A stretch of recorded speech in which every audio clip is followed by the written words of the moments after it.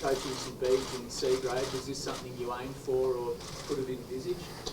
Not at the start, Mark. No, it was an exploration for me, and I had some pretty strong thoughts on how I thought the game should be played, and I was really fortunate that over those 3 years that I could experiment a little bit. The boys were winning.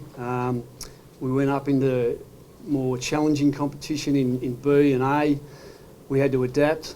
I cut my teeth and found a way to find different strategies to support the group at the time. And I think we only lost one game the first year. We lost a couple in the B. We lost 6 in the A, but we found a way to win it.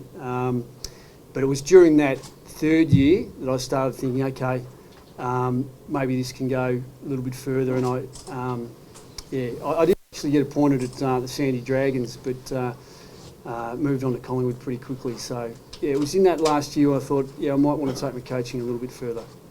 What attracts you to the Bulldogs, Luke? There's a sense of nostalgia, Pete. Obviously I played here, similar to the Saints. The group there's a good blend of youth and experience, and the club's always had a really homely feel to it, and I've been reassured today that still exists. The geography's good. I've got a 16-year-old son who's going into Year 11 next year, and moving interstate at the moment is difficult. So that's a factor. But the Western Bulldogs have had some success without the ultimate success, in recent times, under Rodney Eade, and it's always been a really dour football club, and it stands for, the values that the club upholds are similar to my values, family and culture, and so there's many more things, but they're just some of them, Pete. Yeah. How would you describe your coaching style? You could sum it up in a nutshell. It went from being very adventurous at the start when I first started to a bit more rounded. So I suppose I consider myself as a coach that adapts my style and my plans to my coaching group. To my playing group and their capabilities. So I won't sit here and say that I've got a preference for any phase of the game, because I haven't. They're all interdependent, and you need to have a good balance.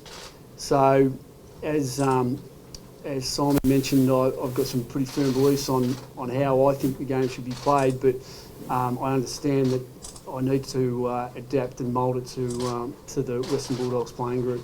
You talk about things like homely and dour and family, and sort of the things that have made the Bulldogs a lot of people's second favourite team, battlers and all that stuff. But does that need to change as well?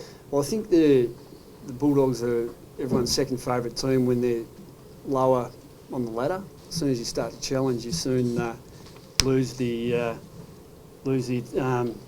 sort of embrace. But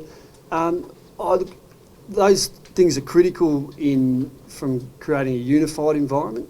You can't have success unless you have unity. So no, they need to stay, but we need to build other things to look towards future successes. Luke, what about your coaching structure and panel, and how do you foresee that? Will you bring changes, people with you?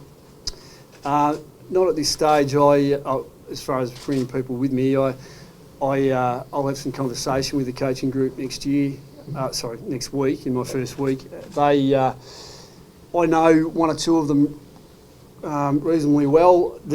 Every coach in the AFL has earned the right to take up a position at their club, and I respect that. And the boys, I watched training earlier this morning, and I was really impressed with some of the things going out there. So I'm looking forward to working with the current coaching group and having some conversation about whether or not there's any gaps and we need extra resources. Luke articulated a really clear vision of how he sees the ideal coaching structure throughout the process, and at the same time talked about his excitement in working with the current group. We've we've never had a more resourced Western Bulldogs football department than we do now, both in terms of numbers and capability. But we'll be looking to make some additions, but we're looking forward to Luke getting his feet under the chair and understanding the group now as it stands before doing that sort of thing. Simon, does that mean so-called senior assistant? I mean, Luke's a first timer, but he's Yep. also quite experienced. Is that senior assistant type role? that Yeah, you're saying? possibly. Yeah, that might be something we look at. As I said, Luke had a really clear articulation of what he saw as the ideal scenario. And as I mentioned, I think he's really looking forward to seeing how it all works before us making any significant decisions like that. But we're looking forward to making some additions anyway, put it that way. Would you have any interest in Bonner Thompson? Look, I'm not going to individualise. I know there was reports of that in the last couple of days. It seems that Mark's probably looking to take some time. That's not something that we've pursued to date, and look, that'll be more discussions between Luke and I down the track, I would have thought. Is Neil Craig in that similar scenario? Again, I don't think I'll touch on individuals at all. We had some preliminary discussions with Neil. He's a fantastic football person, but he's clearly entrenched in a management role at Essendon at this point. Luke, you stressed unity, obviously sort of a tumultuous end of the season for the club. Just how quickly do you need to sort of step in and, as Simon mentioned, sort of cast that vision very quickly within the group and get them together? Yeah, I think it's important that straight away that all the players and the coaches and the supporters and the administration feel like, righto, we've got to pick ourselves up and get moving really quickly. And I think, my discussions with the current people at the football club, it hasn't been too tumultuous, but you've got to acknowledge that certain things have happened. So it's important that we look to the future straight away, and that'll be my first port of call next week, is to get us moving pretty quickly. Luke, how do you see the Bulldogs playing list at the moment? So how do How do you see, or how do you view the playing list? Yeah, it's just it's a balance of. I think we're young. The demographic is young if you compare us to other lists, but there's a really good mix of experience and youth. And obviously we saw some really exciting talent this year, and some of the young guys play some really good football. So that's exciting. And so there's scope for dramatic improvement as long as the younger guys develop pretty quickly. So that'll be all of our challenge, all the coaches. But yeah, in a nutshell, exciting. With your opposition coaches hat on, when you've looked at the Bulldogs as an opponent, what do you think have been their biggest weaknesses that you've been able to explore? I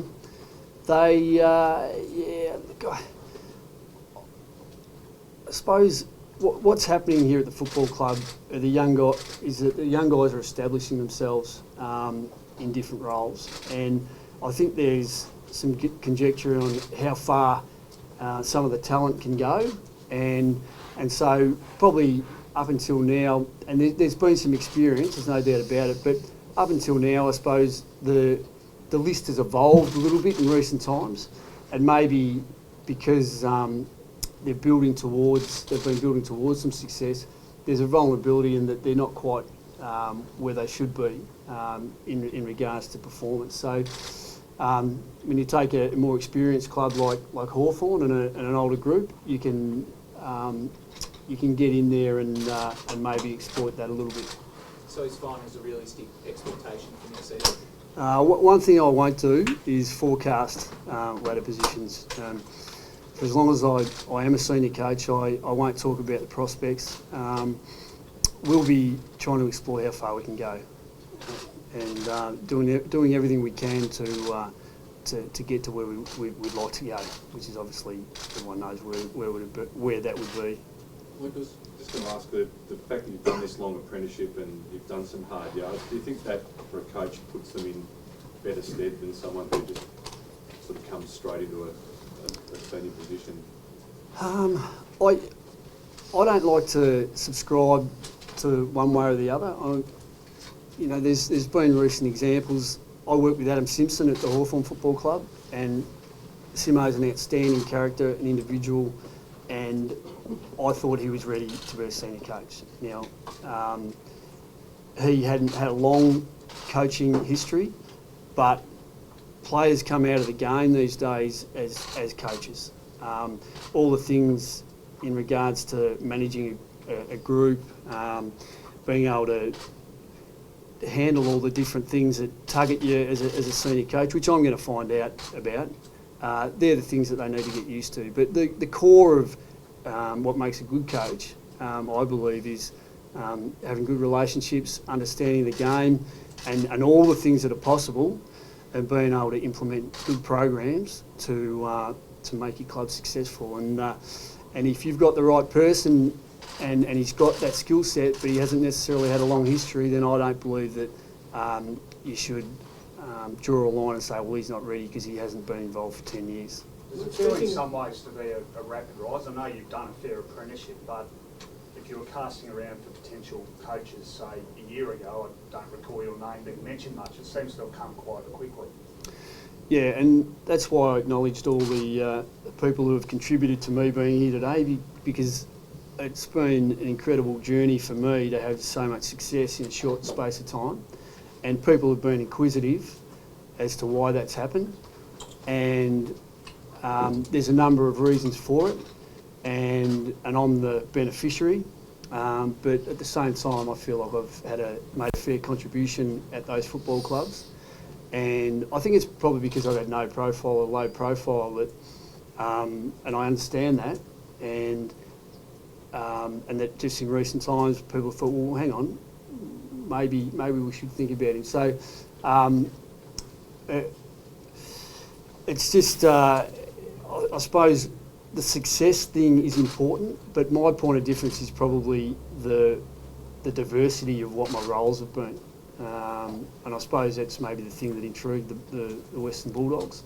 And I've been fortunate enough to be able to try and sell myself, and I'm here today. You're comfortable going from a relatively low profile to, there's no greater spotlight in football than being senior coach of an AFL club. Are you confident handling media and the PR and all that stuff? I'll need to get used to it. Yeah, I'm a novice, so you'll need to be gentle with me. But I'm comfortable with it. I don't know whether it's going to take me a while to get used to the external noise and the opinions, and because I haven't been there before. But I'm looking forward to it, and having the conversation with supporters as well as the CEO. I think I'm a pretty good people person, and I look forward to all that. But yeah, I'm a novice, so I'll be going on a pretty steep learning curve, I think. Yeah, how does it feel? How does it feel? Really exciting. Yeah, I said to a couple of people that the overriding sort of sense is that I just want to start, and I want to get the ball rolling, because I feel, as I said, I'm ready, but I'm excited, and I'm really looking forward to having the reins, I suppose, and being able to influence our players and our coaches and the club in a positive way. Look, the club's lost its captain. How do you see how you're going to tackle that process now? And do you see it as being one of the older guys, short term, or younger bloke, longer term? Yeah, my philosophy on that, you've got to appoint the person who's right for it at the time. If it's for 1 year, that's okay, as long as they're the right person. So we're looking to probably try and do that pretty quickly, and accelerate that process. We don't want to wait until next year. We want to have a captain in place pretty quickly. So we'll be having some conversations with the players and obviously the coaches and people whose opinions are important, and do our best to have a captain appointed in the very short term. Have you met many of the players yet, or what was your message to the players? You said you saw the trainers knowing the ones that were here. What did you say? How did that go down? Yeah, it was pretty quick. The whole playing group isn't in until Monday, so I'm going to save a more formal type message until then. But yeah, it was just around the excitement and how I'm looking forward to working with them more than anything. And we didn't go into too much more depth. Given you had the job at St Kilda, Luke, how did you come to the conclusion that you wanted to throw your head in the ring for this job? Yeah, we contacted Luke. You know, this process was one where we didn't have any prescribed specific criteria, whether it be senior coach previously, untried, age, experience, whatever it might be. We just wanted to find the absolute best candidate and did that from as wide a pool as possible. And we'd obviously been following Luke's progress and we're pretty impressed, and there was a bit of knowledge about Luke throughout the committee. So we contacted him, and you know, that was a difficult thing for him because he'd committed St Kilda, and again, as both of us have said, we think their approach is exemplary and one that we'd like to see through the system, and we appreciate them for it. But it was a difficult thing because Luke is a man of principle and had committed to the Saints. So as he said, Alan Richardson and Matt Finnis were fantastic from that prospect to really support him through the process and even through the fact that he's now been appointed. I reckon headline writers everywhere are thinking hot beverage, cold beverage. It's a bit of a dream for people who like puns. Is there any good ones you've heard over the years? I haven't heard many. It's officially the worst question of the day. No, but if you're going to put a word in between Luke and Beveridge, what would it be? Hot. There you go. Right back at you. Thanks, guys. Thank you.